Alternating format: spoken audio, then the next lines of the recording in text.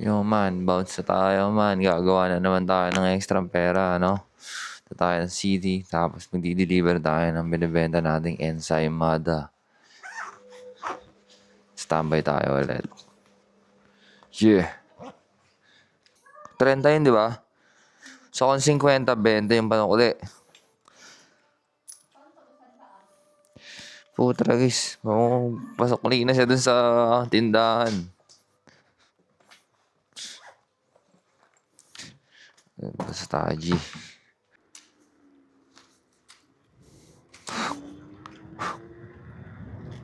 Bahon man ni Kuya. Mabilis talaga pagtubo ng damo dito kapag summer. I mean, ilang weeks lang, grabe. Tulad na ito, kung hindi tatabasin linggo-linggo to, nako, ang hahaba ng damo dito.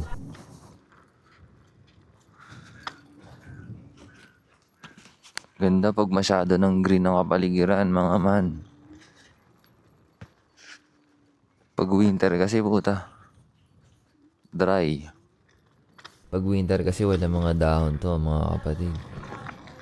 Yung bahay namin dati, malapit lang din dito. Pero ngayon, wala kasi siyang kumbaga, nasa loob-looban yung bahay namin ditong nakuha na bago eh. Takina, hindi ko maayos yung gusto kong ayos ng... Ito lang yung shortcut na dinadaanan namin para mas madali. Pero kung dadaan kasi kami sa main road, medyo siya, mahaba-haba kung lalakarin. Buti na lang may shortcut talaga dito. Mag 2 months pa lang ata kami dito sa lugar na to.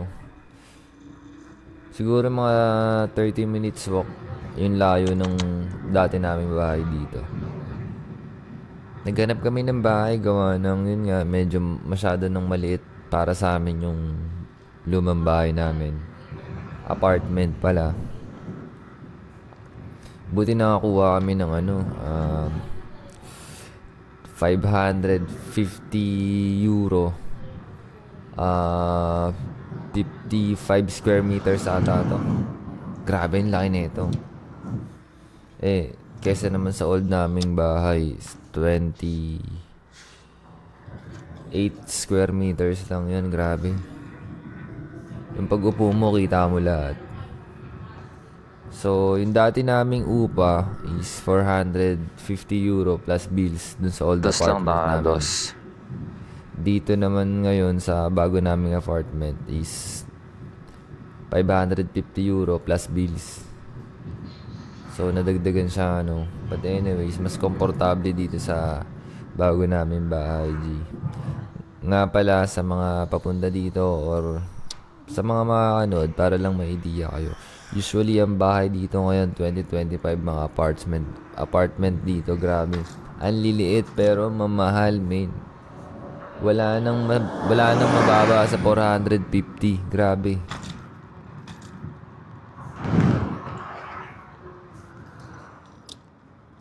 Every Monday nga pala kami nag-o-off. Especially ako, sa work ko kasi close kami pag Monday talaga eh. So, rest day talaga yun. It's Monday, kung ano-ano na yung gagawin. Usually, naka-off din ng mga tropa pag Monday. So, sakto, no? Mas nakakalabas-labas na gawa ng summer na. Grabe dito pag winter, min. Nakakainis. Alam mo yung galing ka ng work, pagod ka na, tapos pagdating mo ng bahay, ang dami mong suot, min. Patong-patong. Nakakapagod magubad, tas ang bigat. Tapos lagi pang basa sa labas. Kaya sa mga papunta rito, nako, dapat ready kayo pag winter. Sa una lang nakaka-enjoy kasi nag-i-snow. Pero pag tumagal ka na, may nakakainis na siya. Hindi ka makapag-bike, hindi ka makapag-scooter. Hindi ka makatambay masyado sa labas, gawa ng malamig. Pero pag summer talaga dito, the best. Alam mo yun, mga 9:40, mga ganyan, bago Ganda ng magdilim. panahon, G. Kaya pag summer dito, grabe, lagi kami nasa labas, Gino. Nagbabawi sa summer. Dito lang banda sa area na to, sa likod ng mall na yan, no? Diyan nagtatrabaho yung asawa ko, man. Dapat pala nagpunas ako ng scooter, no? Okay lang.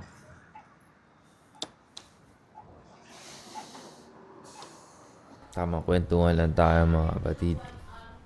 Pagka sa mga makakanood na ito, sa mga gustong pumunta dito na nakakapanood ng mga vlogs ko, pwede kayong mag-comment dito kung ano yung mga gusto nyong ipapuntahan. Yun dito lang sa malapit. Kung kaya ko lang puntahan, mapupunta ako. Pero usually kasi yung ibang mga kabayan natin na nag-apply papunta rito, napupunta Tayo ng shades, napupunta G. sila sa seaside, tabing dagat, especially pag pa-summer na. Then sa iba naman, sa mga province. Ganda ng panahon, no? Ako nandito ako Blessed sa day na city. naman. Blessed Monday na naman sa atin, Maji. So kung may mga katanungan kayo, sana masagot ko. Wala lang, para meron lang Nakagrin, kayong no? idea. Pip. Kasi dati talaga wala sa isip ko mag-vlog. Pero yun nga, dahil nag-apply ako dati, mag-isa lang ako, wala akong mapagtanungan. So, nung pagdating ko dito, naisip ako mag-vlog kasi kawawa naman yung mga gustong pumunta Thank you. dito na walang mapagtanungan, no? At least sa mga nilalabas kong video ba nakakakuha kayo ng idea or na gusto nyo makita yung lugar, di ba? Yun lang.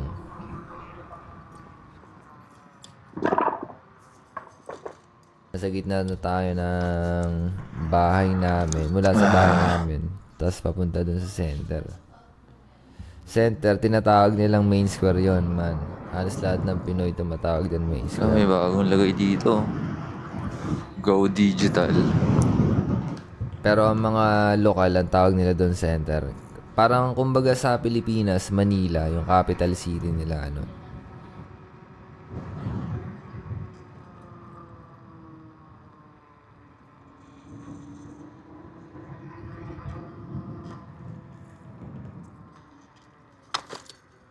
Putang ina. Ano yun? Tapos sa mismong main city ng Zagreb, ito yung tinatawag nila sa main square. Tama ba yung explanation? Masyado ako nag-enjoy. Magtitingin-tingin kung saan-saan eh.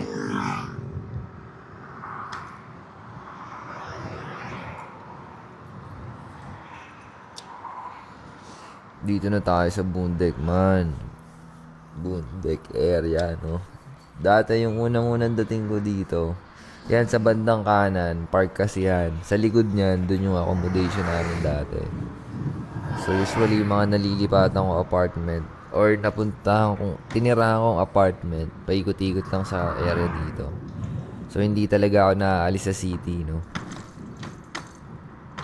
Medyo kabisado ako na rin yung city sa loob ng 3 taon.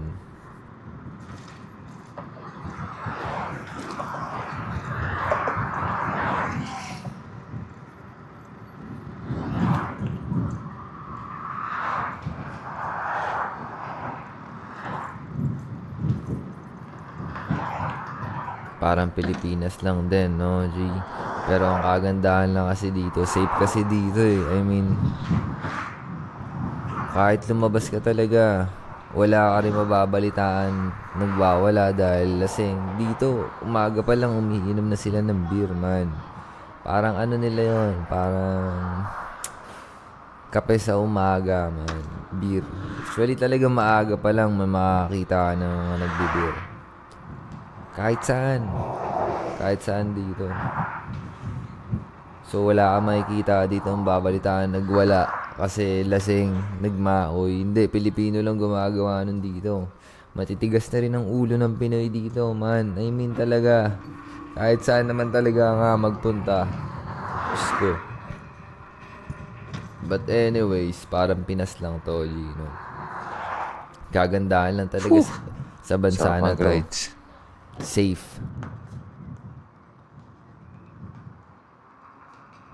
So, mababa ang crime rate dito, no? Hindi ito yung bansa na mataas magbigay ng sahod. Pero, kada bansa naman, meron kasing, magkakaiba kasi ang work eh. So ngayon, magkakaiba rin yung rate ng sahod. So meron mga specific work dito na matataas din talaga yung sahod. Sinasabi kasi ng iba, mababa lang pa sahod dyan. Pag yung work mo normal lang din, di ba? Or bago ka pa lang, matik mababa yung sahod mo nun. Siguro pinakamababa mo nun 40,000 pesos Pero pag tumagal ka na dito tulad ng sa amin or maganda yung trabaho mo, may katungkulan ka or something, syempre matik malaki yung kita dito. Tsaka dito pwede ka pa mag part-time. Open sila sa ganun, no? Usually, uso nga dito ang part-time And maraming pwede maging diskarte dito kasi parang Pinay lang, parang Pinoy lang to. Parang Pinoy, parang Pilipinas lang to. Tanginang yan. Lugo. Yung screen ko. Malapit na tayo sa main square, man. Napapakanta pa ako dyan, di ba? Sarap kasi mag-rides. Trip namin to man, lalo pag summer. Halos lahat sa mga tropa ko dito naka-scooter, jeans. Sarap mag-scooter dito man. Yung scooter na pang malayuan talaga, maabot ng isang araw. Magagamit mo sa loob ng isang araw.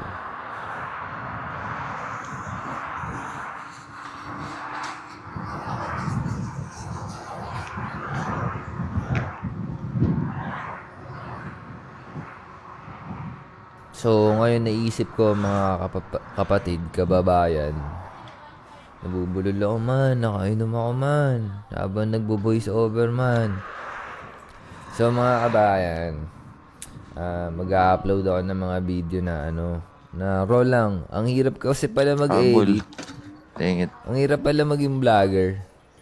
So, mag-upload ako ng mga raw videos lang. Siguro lalagyan ko lang ng ganito ang mga voiceover. Para kahit papano na pagbigay ako ng information.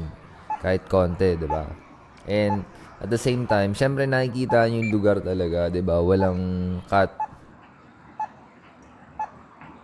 And ano ba? Wala lang. Kung gusto nyo manood, manood kayo, di ba? Magsishare lang ako ng dito. Simpleng buhay sa Europa. Parang Pilipinas lang din, no? Dito, ikakat ko na, G. Ang haba kasi nang hintay ko dyan, Angas na ito ni Tropo. Angas na mga pormahan ng tao dito, man. Oo, dito ang makakita ng mga malulupit na porma. Talagang European vibe talaga, G. Nakakakuha ka rin ng ideya. Especially ako nakakuha ng ideya sa mga bagay-bagay dito. Angas dito, men. Sarap din mamuhay dito. Yun nga lang, ang tendency, kapag dito ka namuhay, parang lifetime ka din mag-work, men. Kasi mahirap mag-business dito, man. Especially, kumbaga, magsisimula ka sa ganito. Unlike makakapangasawa ka siguro ng lokal, no?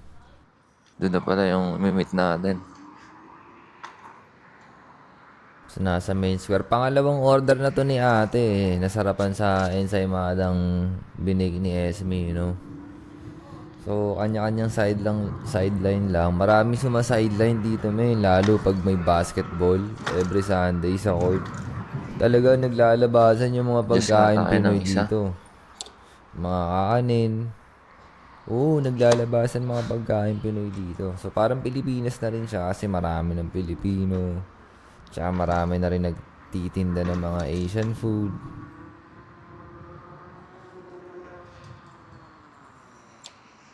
Dito na tayo, man. Sa, na tayo, gilid ng Glabny. Napansin ko dito, lahat ng kotse dito, walang tint. Kumbaga makikita mo talaga lahat.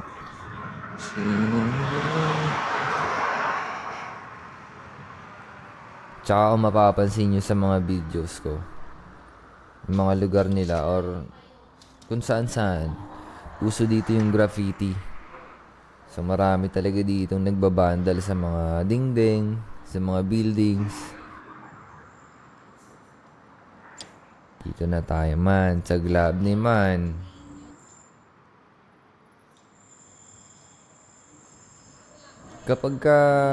minsan may mga trip ako na kapag day off ko. Trip ko Yun lang. maglakad-lakad Pag dito. dito kasi mo, crowded. Ibang-iba kasi yung vibe kapag dito ka sa mismong main, like sa center, no? Naglakad-lakad. Ibang-iba yung vibe, man. Europe na Europe talaga, G. Iinom ka ng tea. Magkakape. Sarap din maglakad-lakad dito minsan, man. Tsaka maraming events dito nagaganap. Especially pag may mga holidays, pagpapasok ang Christmas, Lusot yan, par. kaputokan ng summer, may mga nag-e-event dito. Sa bandang kanan, yan yung Glabne, man. Glabne. Itong area na to, tinatawag nila itong Glabne Kolodbor. So dito nagko-cross lahat ng mga tram. Ayun, oh. Kita niyo ba yung mga riles? Mga paikot-ikot lang na tram sa city. Ang tawag kasi nila sa train dito, tram. Ang ibig sabihin, pag yung sasakyan, tinatawag nilang train, yun yung mga papunta sa ibang bansa na kapitbahay na bansa. Pero pag tram, train din yun, pero tinatawag nilang tram kasi yun yung mga paikot-ikot lang dito sa city.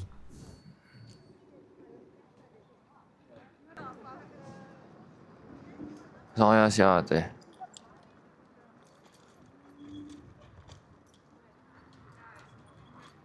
Ay, si ate, oh. Pangalawang order na to ni ate, eh. Ngayon maraming order niya. Ay, hello po. Magandang hapon po. Po? Yes po. Kanina pa po kayo dito? Hello, sorry po. 30 daw po. Here you go. Thank you so much. Bye-bye po. Ingat po kayo. Pumera na naman tayo, kapatid, no? So, kanya-kanyang diskarte lang. Yung mga maliliit na pera na yan, pabarya-barya na yan. Pag naipon yan, malaki yan. So, ngayon, mga man, hanggang dito na lang ito magiging vlog ko, no? Yung part 2 na ito, abangan nyo na lang, no? Ibang episode naman yun, G. Hindi tayo. So, tatambay mode tayo nun, gagala tayo nun, mantitrip tayo nun. Abangan nyo yun, man. Malapit din na video yun, man. Salamat nga pala sa mga nag-subscribe sa akin, sa mga taong papunta dito at naghahanap ng information o gusto nyo makita yung tsura ng lugar dito. And pwede kayong manood sa akin, no? Subscribe nyo ako kung gusto nyo. It depends sa inyo, mga kapatid, no? Magre-release din kami ng mga kanta ng mga Pilipino dito. So, abangan nyo yung mga movement natin, Hello. mga G. Salamat Okay sa na, nagkita na suporta. kami. Yes, I.